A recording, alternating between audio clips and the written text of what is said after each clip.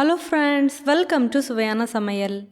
இன்றைக்கி நம்ம சுவையான சமையல் சேனலில் ரொம்பவே சுவையான மாதுளம்பழ மில்க் ஷேக் எப்படி செய்கிறதுன்னு பார்க்கலாம். வாங்க வீடியோக்குள்ளே போகலாம்.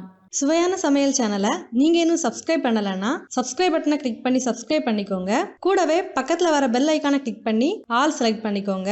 இந்த சேனலில் வர வீடியோஸை மிஸ் பண்ணாமல் பாருங்கள். மாதுளம் பழத்தை தோல் உடைச்சி முத்துக்களை மட்டும் எடுத்து வச்சுருக்கேன். ஜூஸ் அடிக்கிறதுக்கு பயன்படுத்தக்கூடிய பெரிய மிக்ஸி ஜார் எடுத்துக்கோங்க. இந்த மிக்ஸி ஜாரில் மாதுளம்பழ முத்துக்களை சேர்க்கலாம். தண்ணி விடாமல் நல்லா கெட்டியாக காய்ச்சி ஆற வச்சு எடுத்த பால் 1 கப் அளவுக்கு இதில் சேர்க்கலாம். இது கூடவே ஒரு 10 ஐஸ் கட்டிகள் சேர்க்கலாம். அடுத்ததாக உங்கள் இனிப்பு சுவைக்கேற்ப சர்க்கரை சேர்த்துக்கோங்க. இதெல்லாம் சேர்த்ததுக்கப்புறமா இதை நல்லா அடித்து எடுத்துகிட்டு வந்துடலாம். அவ்வளோதான், இதை வடிகட்டி பரிமாற வேண்டியதுதான். இப்போ நம்மளோட சுவையான மாதுளம்பழ மில்க் ஷேக் ரெடி ஆகிடுச்சு. நீங்களும் இந்த மாதிரி செஞ்சு பாருங்கள்.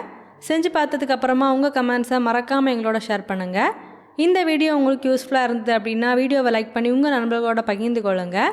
நீங்கள் இன்னும் நம்ம சுவையான சமையல் சேனலை சப்ஸ்கிரைப் பண்ணலைன்னா மறக்காமல் சேனலை சப்ஸ்கிரைப் பண்ணிக்கோங்க. இந்த மாதிரி சுவையான ஒரு ரெசிபியோடு நான் உங்களை சந்திக்கிறேன். அது வரைக்கும் சுவையாக சமைங்க, சுவையாக சாப்பிடுங்க. நன்றி.